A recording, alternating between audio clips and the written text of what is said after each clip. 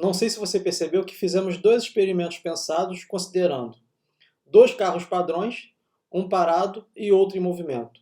Dois carros padrões, ambos os carros em movimento. O efeito da interação em ambos os casos foi o mesmo. Houve uma troca das velocidades dos carros.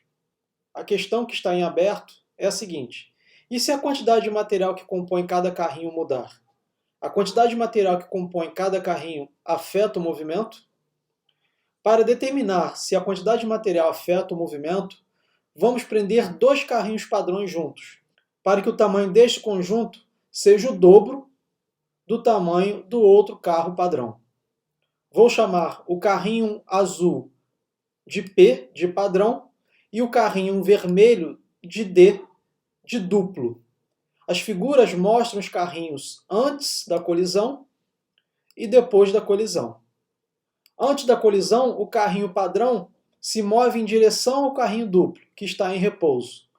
Depois da colisão, o carrinho padrão se afasta do carrinho duplo, mas no sentido negativo do eixo X, com uma rapidez menor. Já o carrinho duplo se move no sentido positivo do eixo X, com uma rapidez diferente de zero, mas que não é igual à velocidade inicial do carro padrão antes da colisão. Será que houve uma troca de velocidades? Vamos analisar o gráfico da velocidade em função do tempo para cada carro. Note que o eixo vertical pode assumir valores positivos e negativos. Valores positivos significam que o carro se move da esquerda para a direita, no sentido do eixo positivo. E valores negativos da velocidade indicam que o carro está se movendo no sentido contrário ao referencial, isto é, o carro se move da direita para a esquerda. O gráfico nos diz que para o carrinho padrão azul, a velocidade inicial antes da colisão é constante e vale mais 0,60 metros por segundo, até um instante de aproximadamente 50 milissegundos. A velocidade final depois da colisão é constante e vale menos 0,20 metros por segundo. O valor é negativo e constante, isto é, o carro está se movendo contrário ao referencial. Assim, a variação da velocidade final menos inicial é igual a menos 0,20 menos 0,60, que é igual a menos 0,80 metros por segundo. Veja que essa variação da velocidade está representada por uma seta azul orientada de cima para baixo. É a variação da velocidade do carro padrão.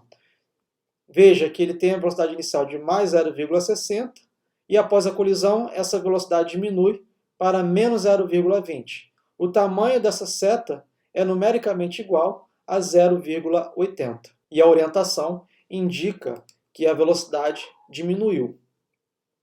Vejamos agora o movimento do carro duplo, que é o carro vermelho, representado também pela linha contínua vermelha.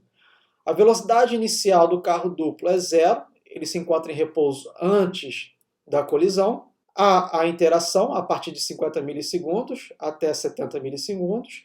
E após a colisão, a velocidade final do carrinho duplo é de mais 0,40 metros por segundo. A variação da velocidade, que é final menos inicial, será mais 0,40 menos zero, que é igual a mais 0,40 metros por segundo. Note que eu representei no gráfico a variação da velocidade do carrinho duplo. Veja que a velocidade inicial dele é zero e após a colisão a velocidade aumentou para 0,40 metros por segundo. Então o tamanho dessa seta é numericamente igual a 0,40 e a orientação indica que essa variação é positiva. Quero chamar a atenção para os sinais. O que significa o sinal negativo? Menos que o carro inverteu o sentido do movimento. Ele está se movendo no sentido contrário ao eixo X. Enquanto da variação da velocidade significa que a velocidade do carro padrão diminuiu. Desse slide concluímos o seguinte, que o carro padrão que possui uma menor quantidade de matéria teve uma maior variação da velocidade em magnitude, enquanto o carro duplo que tem maior quantidade de matéria teve uma menor variação da velocidade em magnitude. Podemos repetir esse experimento para velocidades iniciais diferentes, seja do carro padrão, seja do carro duplo.